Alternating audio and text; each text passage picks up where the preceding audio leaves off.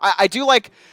A lot of times I'm against a surrender unless it's a pretty bad beating and you can just tell it's got to them mentally. I think that was a good surrender. Well, their jungler and their sole laner were basically made of paper at the end of that game. They were 0 combined. They were 0-4 by just like the first couple minutes, and the person you don't want to give those kills to is CycloneSpin, and he made use of them as well. The big thing that seemed to be deficient there was that like they drafted this Dignitas lineup, right? And then like they had the Freya, they had the Naja, they had the Ra, which is a like 2 guaranteed setups for a big power ultimate. But they didn't execute that. I don't think they could. Here's the thing. I actually don't think they could have executed it. No, I don't either. And the reason is a lot of that. Not only that, but I mean, you look at the matchup in the mid lane. What Kiki or what Aphrodite is really bad at mid harpies, but she's actually great at countering ult setups like that against Poseidon and Ra. So as long as he stays back, not to mention Khepri, right? Like, even if Naja takes someone up into the air, Aphro will actually stay linked to them, and when they land. They like kind of all into that setup style play into the Khepri first pick, which was like it was a low percentage chance to win in team fights anyway, given that. Khepri going to be banned this time along with the Hell on the side of Elevate as we're in game number 2. Sun Wukong once again banned by AFK. You know, the Sun Wukong ban for them is great, right? Because they're going to do it blindly, I think, into every team because it's going to be one of the only gods that someone's going to go even with CycloneSpin as.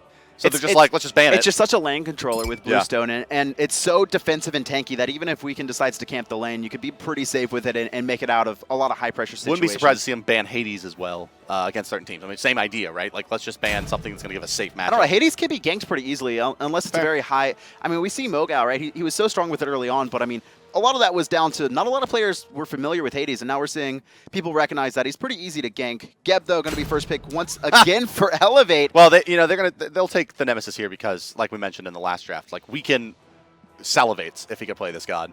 It may end up on CycloneSpin again, but with the first pick position, it's probably going to Weekend. Yeah, you know, honestly, more than anything, I think this is a mental play. Yeah. I think drafting the Nemesis there, especially against a Geb, which is really her best target to lock down, slowing him, reducing his protections, and not only that, speeding you up, you're actually able to dash forward and interrupt his rollout if he tries to get away. It's just kind of like, Elevate's like, oh my god, what are we doing right now? I honestly think that's what it is. I think then it becomes panic. This looks like an Odin setup on AFK, and I'm pretty sure Elevate just got baited into the Isis pick there. Medusa going to be And Medusa, another thing, doesn't tween. This should be an Odin pick out of AFK in the second round. Nemesis and Athena just synergize so well with Odin. Like, you can Athena ult the Nemesis who zaps your protections inside the ring, so anything that doesn't have a leap or a tween gets absolutely obliterated. And now with the Thor, it's very unlikely, I'd say, unless they want to run it mid lane for Kiki. They've run it in support. Actually, Incon has run it in support as well. They've run this god in 3 different roles. But they can't, right? Because that means that Nemesis, let's say Nemesis is the sole laner and Athena is the jungler in that situation. Now Thor's a little tricky. Yeah. Where does he go? Mid lane? So probably not. It won't be the Odin this time around. They'll ban Osiris here, which means that the Nemesis pick is probably still jungle, although Weekend's shown a big propensity to play Athena in the jungle as well. I mean, basically, that's the point of the draft. These 3 picks can go anywhere. Yeah, I guess that's kind of the point. They'll take Anhur. We know where that's going. To Weekend? Yeah, right. Weekend jungle. Honestly, I would not be surprised if we actually saw this picked up, not on Kiki, but on Cyclone. I'm not saying it's going to happen here. I'm just saying. Not with the draft already. But I'm just saying I could see Cyclone running a god like Anhur. Kali, Geb, obviously some synergy there. Isis able to heal it up as well. Nice control out of the Medusa. Team fight plus a hyper carry to Elevate so far. AFK Gaming. Control. A lot of control. A lot of control. Naja going to be last pick. Wow. So Naja or Kali Solo. I mean, stylish Kali Solo. Likely, it's going to be Kali Solo based on the players. Right. And so Scary D has run it before. They're just guessing that this is the Nemesis solo lane. They want to put the Kali against it because she's mobile. And now here comes the counter pick from Cyclone. What is it going to be to stop the Kali in lane? Something with anti-heal maybe? Could Bakasura. be. Good Bakasura. He actually said he hates Baka. I was thinking of Afro. Yeah. I'm a little bit surprised, though. No, I mean, that's going to mid lane. That's going to go to Kiki, and it's going to be either the Nemesis or Thor, which, we've seen Kiki do Athena mid lane as well. Yes. I don't think we're seeing Afro anywhere else, though. No, I don't either. I don't think. I mean, CycloneSpin could play it. No. I think that this is a pretty standard setup. I think they're just going to run the Nemesis Thor back with the Athena support on her. Athena has a nice matchup against Isis, though. You're able to taunt out that Wing Gust, although you can do the same with Aphrodite, although it's a little bit harder to connect. And it will be what we thought it was. That's standard setup. Solo laner will be Kali. Surprise Scary D is going to go with something super risky after how last game went. You know, he's actually run this, but the last time we saw him run it, there was so many mechanical errors from him. He actually died to a tower. Like, just died to a tower straight up. 1v1. I think someone did a little bit of poke to him, and he just kind of he had ult up. He had his ult up and died to a tower. That's what it was. Well, this time it doesn't look like Elevate is going to get invaded. They'll put up that early ward. It was spotted by Weekend, who warded out the orange camp nonetheless. I mean, there's also there's a ward in the mid lane too. They're not. They really don't want to be invaded again. 150 gold invested into that though. I think it's worth, especially considering that the game was almost over off of that first invade. Yep. The fact that, warding up a little bit, going to give you a little bit more vision. And, this is what we kind of see, right? We see a lot of heavy invades in the meta, and then they'll slowly start to fall out. And then people decide not to ward, right? And it'll be like, oh, we'll know where they are because we kind of like walk around in the jungle a little bit beforehand. And teams are able to take advantage of that against teams who don't set up those early wards. And that's what we saw in Game 1, AFK really abusing that. That's doing your research. Right, you got to watch how the other team plays. Look at it. We are going to see the invade. They're still going to come. And look, they've perfectly spotted out where the wards are. Oh, Weekend. You cheeky. I mean, when it's placed, you can see it pinged if you're in the area. And look at Scary. Scary's like, okay, yeah, that's probably enough time. We'll go check around the other corner. All right, we're good. And that's minions, what they do. And here comes another First Blood. I mean, honestly, this may be the end of the game, too. Once again, Mytherea, he's going to fall first. And then they're going to turn to Scary D. I don't know if they can catch up. She doesn't have a lead. Get slowed. And the orange buff did go to Nemesis this time. One more slice and dice going to do it, but the cooldown just a bit too long. Scary D, though. His only resort is to try to throw out a lash and steal this camp away. He's going to try it, it looks like, over the wall. No, he's going to have no vision on it, not going to be able to do it. And he's going to... This actually could be dangerous coming into this lane. Like, he's trying to hit level 2 so he can get... He needs to get 2 so he can jump. He's dead. Oh, come on, we can throw at the wall. I mean, he's hit level 2 there on Thor. He must have taken Mjolnir's. No way. Oh, he did. I don't know if he did it immediately. This is going to be... Not a double tap, but yeah, Scary D already... He had healed back up with the potions he got, but already forced out there. How many potions do you have remaining?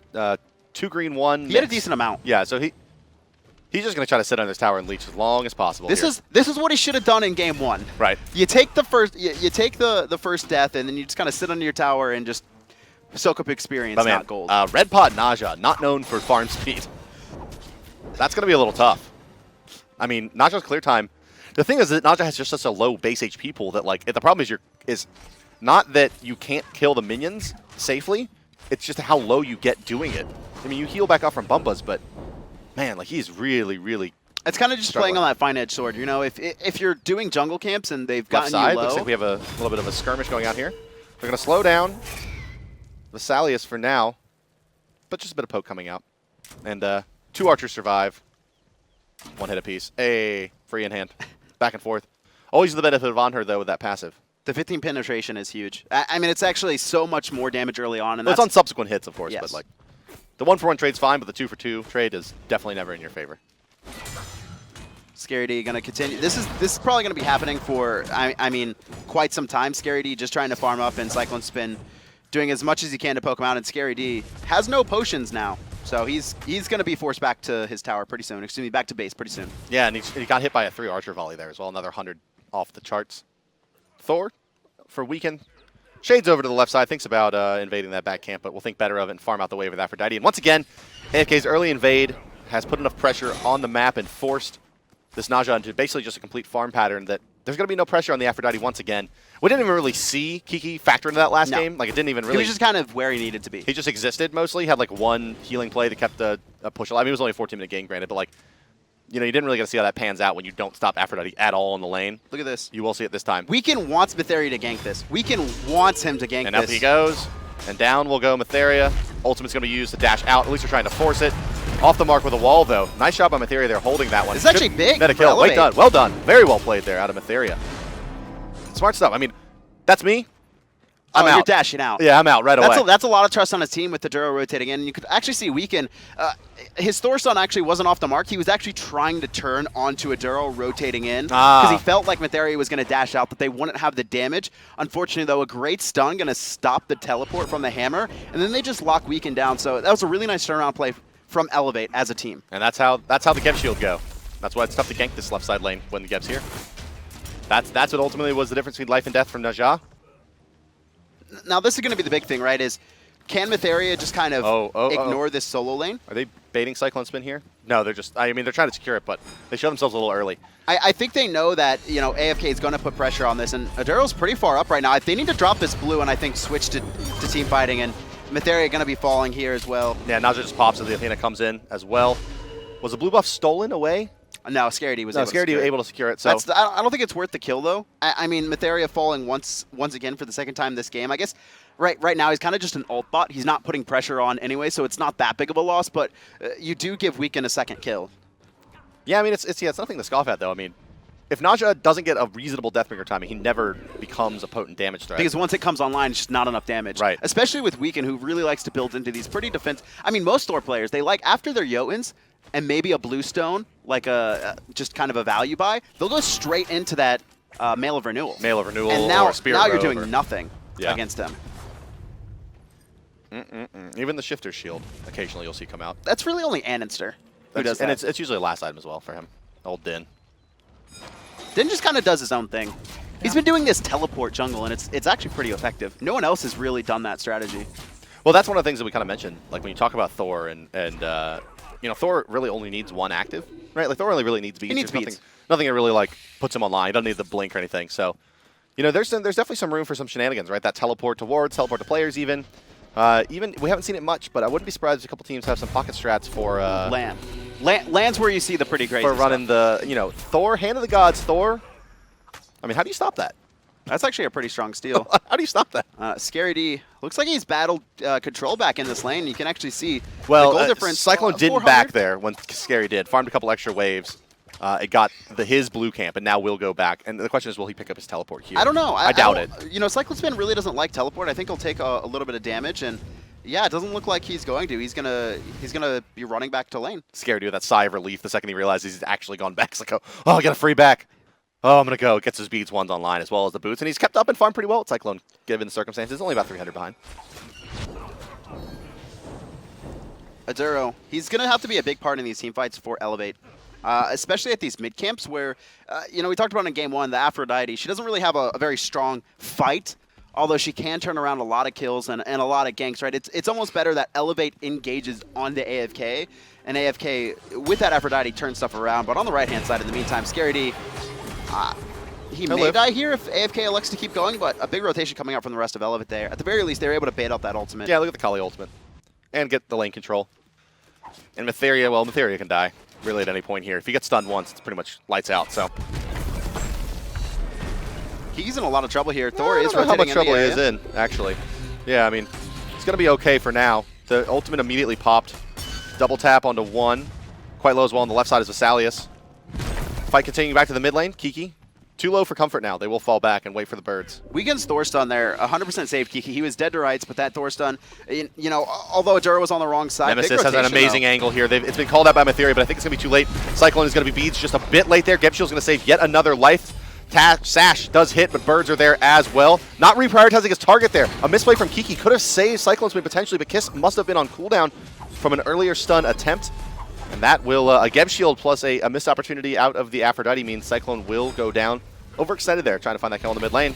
Blinking by Mytherea too, ult still available, and we'll see that come out. Mytherea actually gonna get ported onto Berserker's Brush. Not enough damage Weekend, not wanting to risk going deeper into he would have secured that kill if he went deeper into that tower, but I don't think he wanted to risk falling there in response. Yeah, it was a panic ultimate out of Kiki in that engagement. Didn't really avoid much damage, got himself out of a little bit of a tight situation, but you can see AFK really wanted to force it there. They were trying to make something out of nothing, and they paid for it. Elevate doing a nice job of collapsing on that failed rotation, and really it all started with that Spirit Ball out of Aduro to stop CycloneSpin from getting that good angle. You know, Elevate's down 1,300 right now, and probably going to be extended a little bit with those mid harpies, but they're doing a nice job of farming Mytherea. He died for first blood 2 Weekend, but currently only 400 gold behind, or excuse me, 300 gold behind. He's actually closed the gap on Weekend, and that's what Weekend does. A lot of times he loses a lot of farm. He prioritizes shutting down lanes and getting his carries ahead. And when he can do that, it works, but when he doesn't always find the kills outside of the first couple, he will start to slow down the pace. He jumped in place. That was an interesting What a gangster. He's like, all right, let's fight. Reach should be able to do this. Team? Incon. Oh, man, Okay. Incon pretty deep. He's going to take a lot of damage, but no other Scared damage you got the kill coming with a dot as well on a CycloneSpin. And with that aggression over to the right side, see Elevate go in to the Gold Fury here down. Ice's ultimate, as we always say, very, very good at this. Time it properly, yeah. Desert's Fury, he tried it. Athena ultimate going to use as well, but not before. The Naja is going to do some damage here. About 500 going to be dealt. But Weekend just absolutely obliterates Metyankey, a beautiful stun through the wall there. A wall through a wall. Ouch, that hurt Allied. What were you looking at, buddy? It really looks like AFK is having a little bit of trouble prioritizing targets. A lot of times they're going on different you know, different targets there, and we did see Mytherea get, aggressed on, and Vessalius at the same time. You know, if they just decided on one, they would have locked them down. And I almost feel like AFK kind of won that game, feeling like Elevate was going to be no problem for game 2, especially after they got that first blood. And I think we're seeing a lot of mistakes coming out from it. I think they just feel a little bit too loose. Well, I mean, CycloneSpin died there to Scary D's dot after that attempt. And Kiki was there as well. On the right side, yeah. I mean, it just was miscommunication, overextension, whatever you want to call it there. All credit due, though, to Scary D for getting quite a bit out of that 2-man gank. It was a 3-man rotation. He gets a return kill.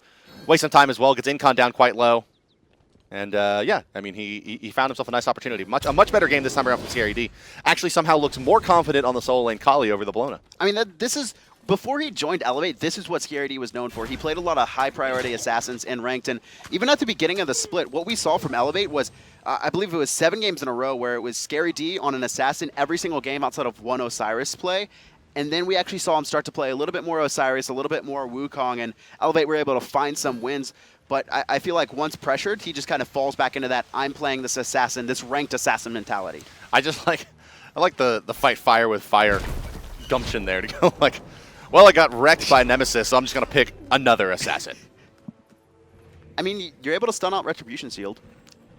True. I mean, that's probably the direct matchup.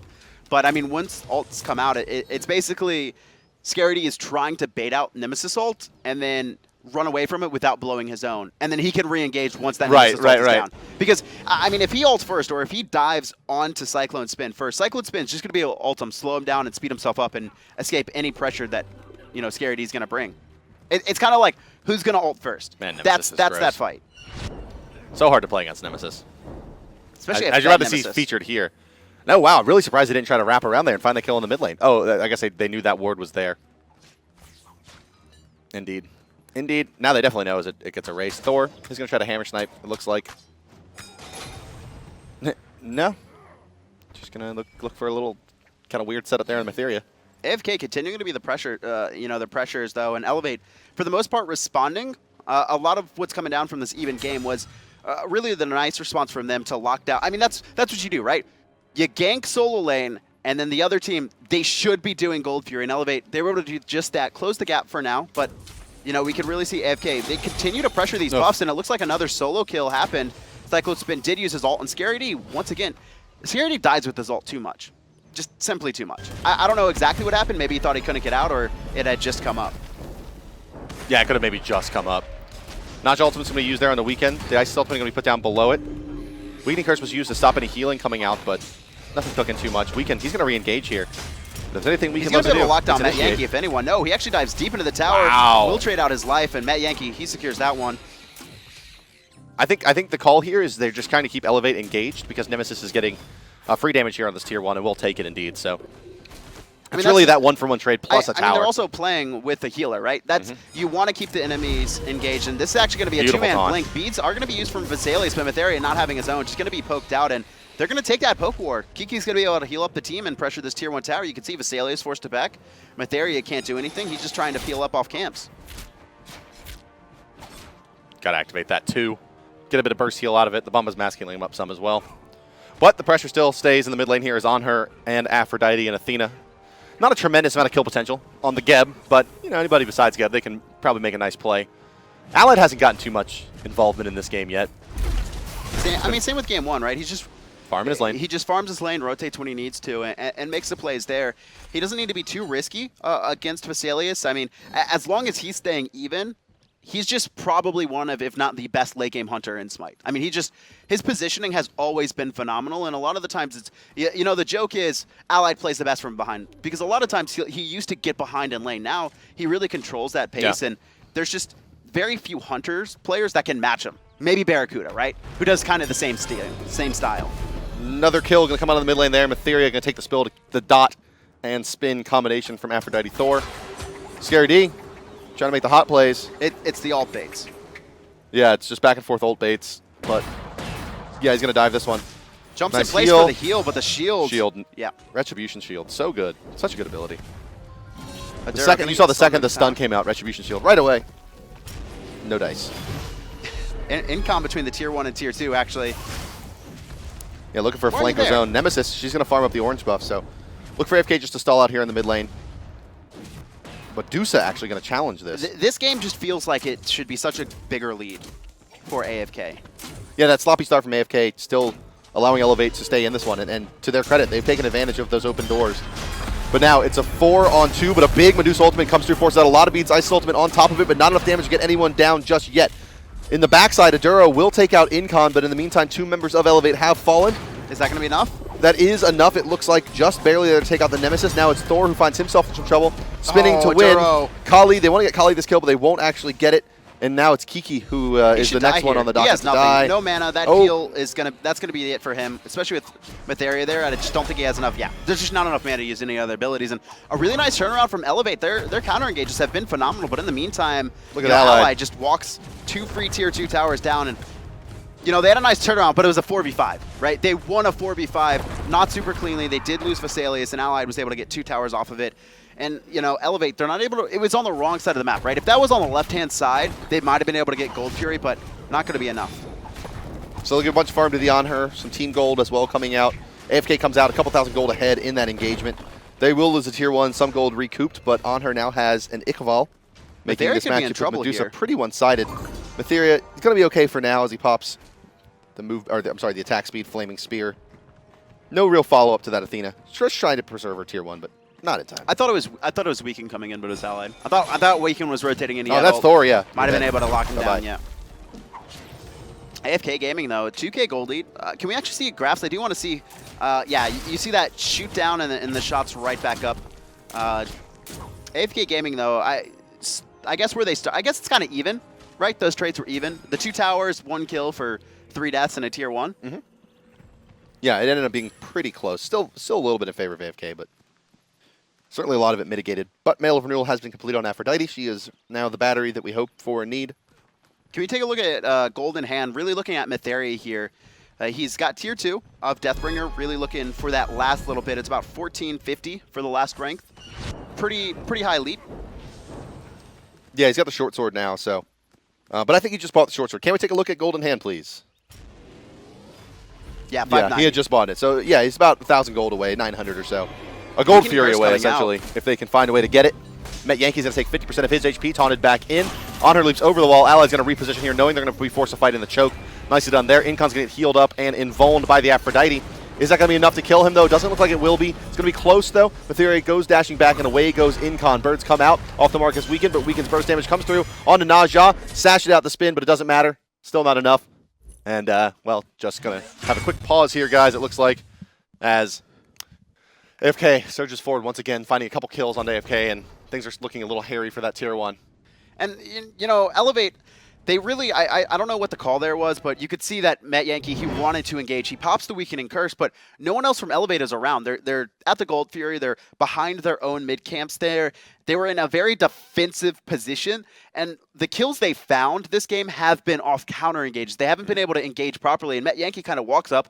He pops the Weakening Curse, and you can see Ally jumps over the wall. Incon body blocks for a little bit, and he actually has enough tankiness combined with the healing from Aphrodite to stay alive, and Weaken just comes crashing in, and, Elevate, they still, I think, need to play this counter-engage style instead of looking for these engagements, unless they can all in, right?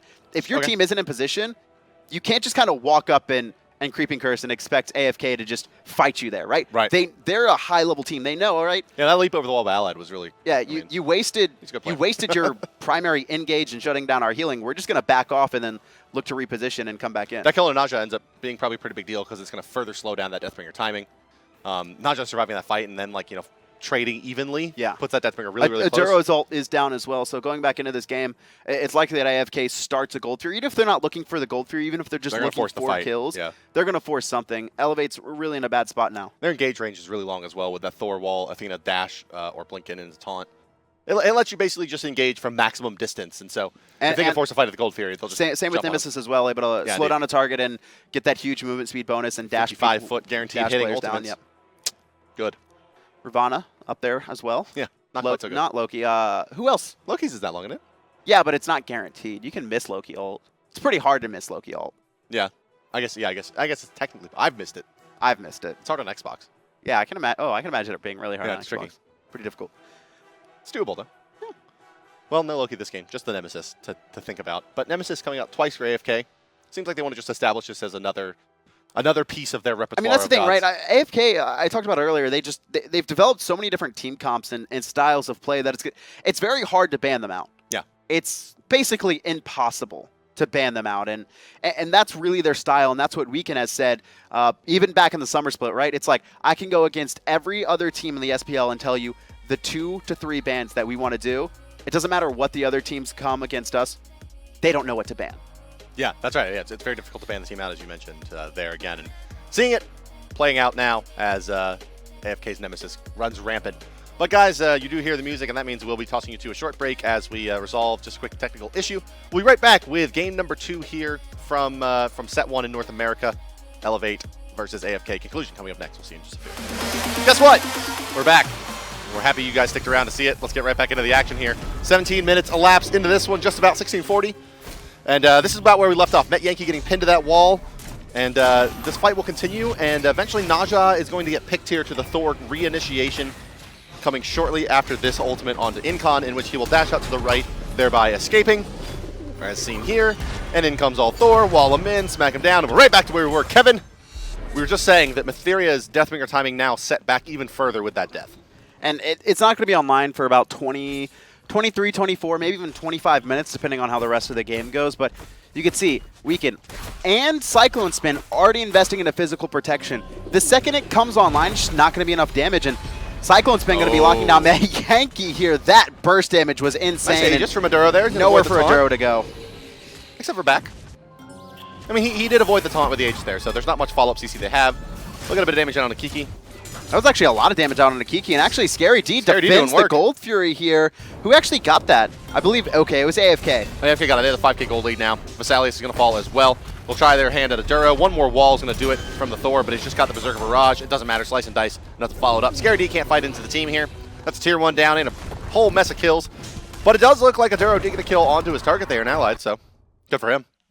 We're going to go to a quick pause here and once again while we get back into the game here shortly. But once again, going back towards the wave of AFK. We saw just a couple more minutes of that fight, unfortunately, but AFK won it handily. I mean, it's just the same thing right now. There's just not enough burst coming out from Elevate. They actually get pretty close a couple times, almost actually able to lock down Kiki there in that last engagement, but nice they just disengage, heal up, and it's the same story. It's been the story of the last few engagements over the last 2 games, really. Yes. You know, we like to ask the players usually when you see those kind of like interactions where they'll pick like a really similar lineup game over game, and like if indeed it does impact, and they pretty much always are always like, always.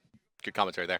But they're usually, they'll say, yeah, it's a big deal, right? Like if you get to play Thor 2 games in a row, your real ones or tournaments are just a little better, you're a little more familiar with the timing, and here we've gotten the majority of the AFK lineup has been repeated across the 2 games. Yeah, and sometimes it's on the other end, it's like maybe it's like there's 2 different things. One, all right, they beat us really bad in game 1. Going into the game 2, there's a lot of that mental pressure. If the game's a little bit closer, sometimes it's like, all right, I know the mistakes I made to that Nemesis or that Thor. I know how to counter it. But, I mean, AFK, you saw game 1, a 14-minute surrender, just dominated across the board. And the game started, or excuse me, the second game started exactly how the first game started, with an invade coming out, Weekend First Blood's Metyankey, and you see them try to respond, right? They're like, they place the ward in mid, they're like, you're not going to, no one's coming to the mid, or you're not going to get me this time, and they just rotated from the right-hand side. Yeah, yeah, usually in those really close games, like you won't see the winning team go back to the same, like it's weird, and this is anecdotal evidence, but like it seems like you get a really close game, the losing team will often go back for the same composition going, man, if we wouldn't have just lost that mid Carpy fight or something, where the winning team will do something a bit different. But in these like one-sided games, not surprising at all to see AFK go right back to the same comp. And you know, actually, the only run back we've had in Smite, I think, ever really has been Titan versus Dignitas last week or earlier this week, where Dignitas, I mean, they had a 20-minute win against Titan, and I mean, they just won every single lane. They just had this perfect execution gameplay centered around the Kukulkan and a lot of setup for him. And Titan and Dignitas, they ran it back, same band, same picks. And then Dignitas actually made it a shorter game. It was like a 22-minute game into a 20-minute game. And it's just like, you know, sometimes when you get stomped that bad, you can't really run the same comp. A little bit of a punching bag this year in Europe. They've been, honestly, you know, a lot of it's come down. You talk about Titan, and I guess we're getting a little bit off topic, but whatever. In the meantime, it's just like captain coach leaves, right? And a lot of the talk around not only the team but some of the outside players, like coach wasn't really doing anything. He did a lot early on before Titan made their run for SWC. Bird joined before as well, right? Bird joined, yeah. And then a lot of the responsibilities actually went on to Bird. But I mean, since he's left for that Oceania team, Avant-Garde, I mean, Titan have just been falling apart and losing games. That's right. I mean, that's maybe what coach was doing. The relationship management aspect of it. They kicked Comfrey due to basically just personality issues. It was actually interesting. I don't know if you read what Comfrey said, right? I did. It's like he was being toxic, and he admitted to being toxic, but the team gave him no warning. He had been on that team for over a year, second place at Worlds, and they had their frustrations with him, but they never gave him a warning. Like, all right, clean it up, or you're getting kicked, right? It was just kind of like, all right, we're tired of it, you're done. Right. So, well, you never know, right? I mean, it could have been a mix of things that could have, felt like, oh, well, it really stretched the team to do the role swap, and then also we don't like the way you behave in comms, yada, yada. But hey, that's for them to figure out. It didn't look that great against Justice, though. I'll tell you that much. No. But sloppy game for both back ends. to North America here, where it's Elevate versus AFK that we're waiting to get back into the game on. And well, one of these teams looks like it has a pretty good bid to make it to the playoffs, and the other one, obviously, at the bottom of the bracket, not so good, but some of them will be going to the World Championships after the Super Regionals this year, and you, my friends, can buy your tickets now on swc.smygame.com. $1 million on the line. That's there's going to be a good team that doesn't go to Worlds from Super Regionals. I mean, you take a look at the top 3 in both regions as really those fourth. It was kind of a top 4 in both regions, but we slowly seen Team Solo Mid and Titan kind of fall off. I mean, you take a look at North America. It's AFK, C9, and Eager. Over at Europe, it's Paradigm, Fnatic, and Epsilon, and one of those teams can't make it. Right. Not even talking about any crazy upsets that we could even see from there. Right. So, I mean, there's going to be a lot of good teams at Worlds, but I mean, it's going to be pretty intense competition in these final couple weeks. Really, to secure seeding, I think a lot of teams are looking for that 2 and 3 spot to basically stay away from AFK and Epsilon. Is there a third place matchup out of those top 3 teams or top 6 teams from each region that you think Europe wins? I was somehow Epsilon gets third place. I was talking about if Epsilon drops to third place, which we actually could see, they have 3 people who have never been to LAN. Right. That's the one thing I'm very worried about Epsilon with, is that they just have these players. I believe it's Yaman, it's Adapting, and it's Dimmy.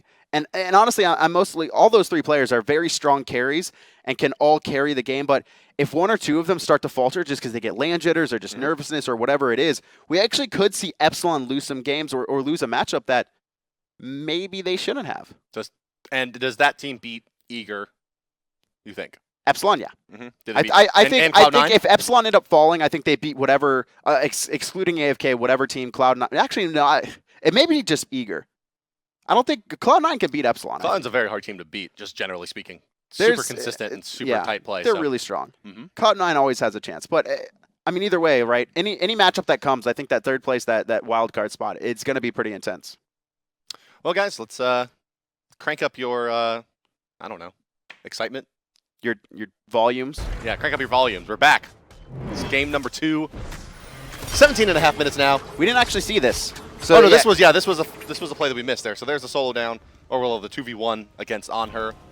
I like that assault, but kind of just saving it. I don't think he really expected anything to happen here. To be Kali's target. No. Duro does die here to the slice and dice. And then all 5 members of AFK are going to fall back and take out this Tier 1. They're going to pressure into the Tier 2, and we left off with this Deathbringer timing from Mytherea, pushed back even further, as well as a lot of physical defense being stacked up by AFK. You can see the Sovereignty out. You can see a Mail of Renewal coming out from Kiki. Mail of Renewal almost being completed. 2-man Birds, 2-man Berserk Barrage, 2-man Back Off, 2-man Dead. Well, 1 for now. Second one pending. Geb Shield, not enough. Geb Cataclysm, also not enough. Yeah, Metyankey trying to be slowing down this advance, but he's going to fall as well. And AFK Gaming, 18 kills to 10, and looks like a 6K gold lead before Tier 2 tower. That was a tough one there. I mean, they just got piled in on. The resiliency of this AFK squad factoring in now. The Aphrodite doing a ton. Just doing so much. Oh, they're going to maybe find another one here. Vessalius, you don't see Nemesis stopping anytime soon. Even with that dash, he'll dash that one down as well. Birds get the credit for that kill. Spear Ball not coming in time. Tier 1 and Tier 2 down, and what appeared to be, 6-7 kills over that engagement? Something similar I find, between Justice and Elevate is a lot of times they don't give a lot of respect to combos coming out, especially when defending towers. You'll see these players kind of walk up and, just assume that the enemy team doesn't have burst. And you saw there, Vessalius just kind of walking in against the Nemesis and an Aphrodite, who are both level 19 and 18 to his 14 respectively. And, I mean, they just blow him up, right? It's just like, why are you walking into this? They would have dove the well. They're both 4 or 5 levels above you. You need to respect their damage coming out, and he just didn't. Good old Allied. Right back to the farm. Keeping that lane pushed up. Yeah, I mean, look at all he's got to take in that left-hand side. He's still got to split push his Phoenix. 18 minutes into the game. 19 minutes into the game now, excuse me. Executioner coming out from the Anhur here sooner rather than later, it looks like, with Ickfall being done for some time now. And plenty of free farm going his way. Yeah, he's going to fall back now and go ahead and pick that up. Mystical Mail picked up from CycloneSpin. I mean, like, they're jumping onto him, but how are they going to kill him? He's going to take no damage from this. 80 damage crits. I mean, he is tickling him. Mytherea. He's going to get burst heal by that Isis, and you can see a little bit of that Geb plus the Isis plus the Najah. A lot of burst heal for the Najah, but not enough to save him for now. Absolutely brilliant play from Maduro there, though. I mean, under pressure to hit that Spirit Ball. Really, really nice stuff. It's just at this point, yeah, it's Elevate's too late, too far behind. It was cool. I mean, Mytherea just ulted. Oh, wow. Yeah, way out of position as well. And, Yikes. You know, Elevate continue to really just walk into these positions one at a time and just, you know, kind of just die. There's nothing else other than I'm pushing mid lane when the entire AFK team is in my right-hand jungle, and they just come under me, right? Like, what did he expect to happen kind of walking into that lane?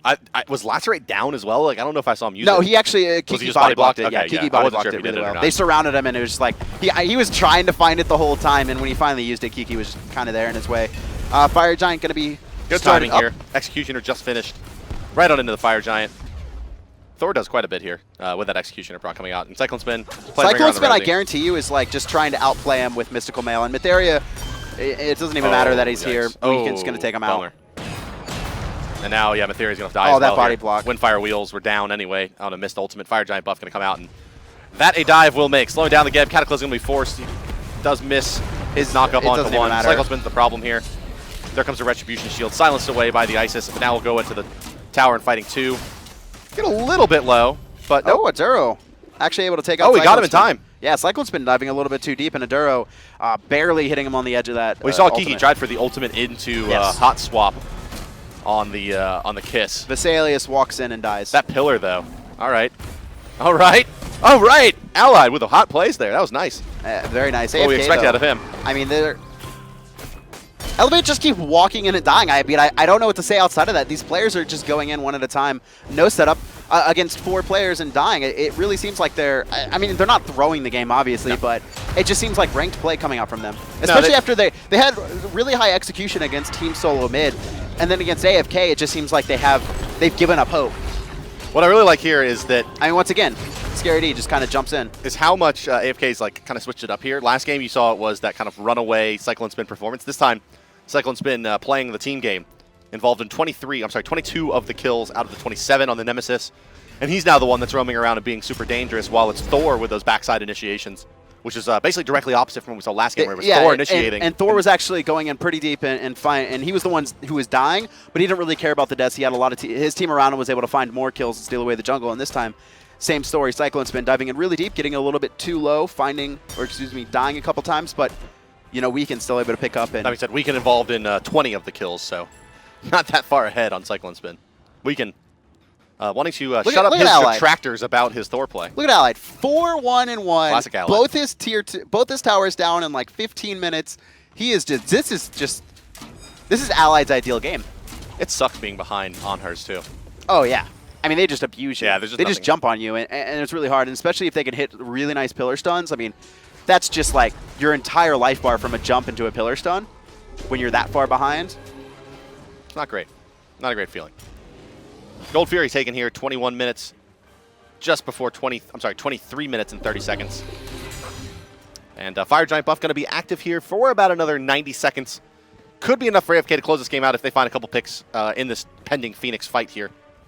Scary D going to come back to the well. Doesn't have the Fatalis done just yet. Really, really close to it, though. Look at Vessalius. Once again, pushed up on the left-hand side. No one from AFK is responding, though. They're going to take this Phoenix and I think take an odd-numbered fight. I don't think they're going to really try and fight him.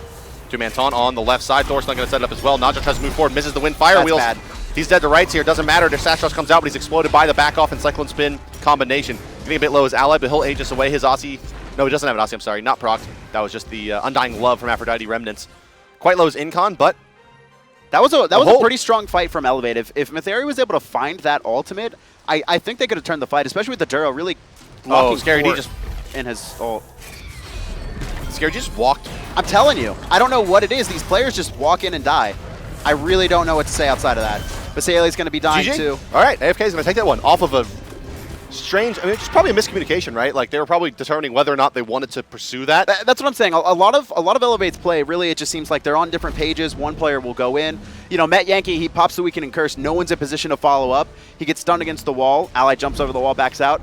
Vessalius multiple times just kind of walking up and dying, trying to defend a tower against 2 players who are 4 to 5 levels above him. And then, you know, Scary D in that last fight, I mean, just kind of walks up and gives away his life. Reality check for... It was that was the reality check set for Elevate. You think? That's just like, hey, we beat TSM, we're feeling good, and they did have a nice win. I don't know. They didn't really like. It wasn't like they went into that with like really like flavorful or crazy picks. Yeah.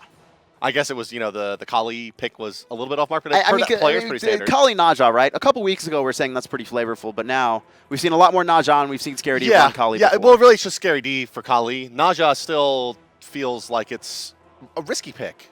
I don't know. It's a high pressure. It's high pressure, right? And if you don't get that high pressure off, you really start to fall behind. And especially once the other team, if they elect to itemize physical defense, you saw the 80 damage crits coming out at like 15 minutes. Thanatos over the Naja, right? They do a lot of I think things, Naja is a safer Thanatos. Well, we can ask Incon, who's on the line here from AFK Gaming. Riley, how are you, friend? Doing great. How about you, Bart?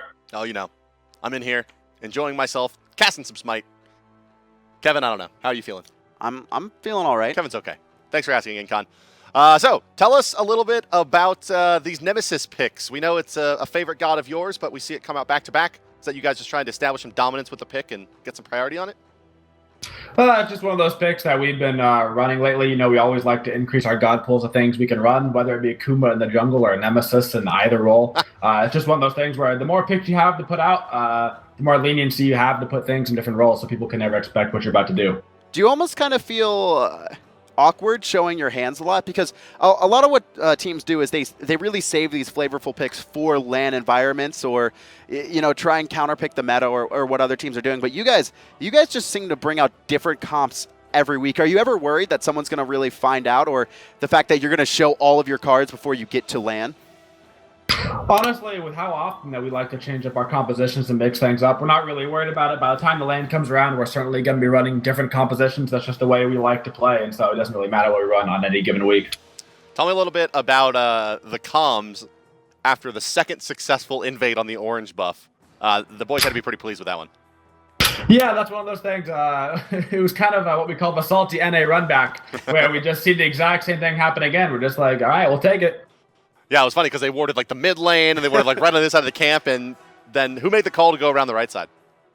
That was Weekend. Weekend, I saw the wards being placed, and so he knew that there was no wards on that side, so it was just free to walk over there. I mean, I'm telling you, you know, that's what they do. They'll place wards, and they'll kind of just like walk around the camp and look a little bit. They're like, all right, nope, they're not in there. We're safe. We actually don't see too many invades coming out. Tell me really how the meta works with invading, because a lot of times we'll start to see a lot of invades, then we have a lot of warding, and then invading falls off, and teams start to feel a little bit safe and don't ward. Is this something that you guys are really doing into this meta right now, where not a lot of teams, or not as many teams, are warding? It's really just dependent on your composition more than anything. Nemesis Thor, particularly with red pots at the start, is extremely strong, and a character like Kali is very poor at handling the level 1 fight. So you know if you can get to the fight that you can't possibly lose because the character just doesn't have the kit at level 1. Yeah, she can't take incense level 1, has no damage output, can't really stop anything, so that's pretty much how it goes, I guess, with the Kali. Yeah, I mean, unless you're leveling it first, and then it's kind of like, why? Then you know the invade's coming, and then it's like you're leveling it to defend yourself, and there's Kali, no point. There's no point. Well, Incon, looking forward to the rest of the season and looking forward to the Super Regionals. Who are you worried about out of Europe? Let's say we were just having the conversation on Cast. With the exclusion of Epsilon, which is the easy answer, who's the next team that you're looking at out of Europe and saying, we really hope that we don't have to play them if we do fall to 3rd place? We always expect Fnatic and Paradigm to be fantastic teams. We're actually good friends with both of those teams. We've gotten really personal. We see each other land all the time. Right. We've never actually gotten to go against Fnatic ever, so they're always a team that we've wanted to go against. But hopefully we can go against them at Worlds and not the Super Regionals. There you go, yeah. Well, thanks a lot, Incon. You can find him at AFK_Incon on Twitter, /Runzelman on Twitch. Any call-outs or shout-outs before you go, bud? Of course, I wanted to say that I'm a little bit envious that Cyclone got more assists than me that game. And of course, shout out to our fans who support the team, especially those who support our personal channels. And don't forget to join the Twitchist community on Twitch by buying an Incon shirt at teespring.com/Twitch/Incon shirt. Have a Twitching day, y'all. Awesome. You got it. Incon, one last question before you go. Which weekend logo do you like the best? Honestly, I think he should use multiple of them, but that's just me. Thanks a lot, Incon. All right. And that does conclude our coverage for set number 1 out of North America. One more set to go, guys, coming up. Kevin, any thoughts? It's going to be interesting. I think COG, they're really centered around kind of one style of composition with a very defensive healer in the mid, and then kind of like DJ Pernicus running that protective jungler. A lot of it's the Guan and Hell. That's their bread and butter, but we haven't really seen them win in big matchups with anything outside of that. Well, we'll see as we come back from the break, guys. Don't go anywhere. We'll be back with set number 2 out of North America in just a few minutes.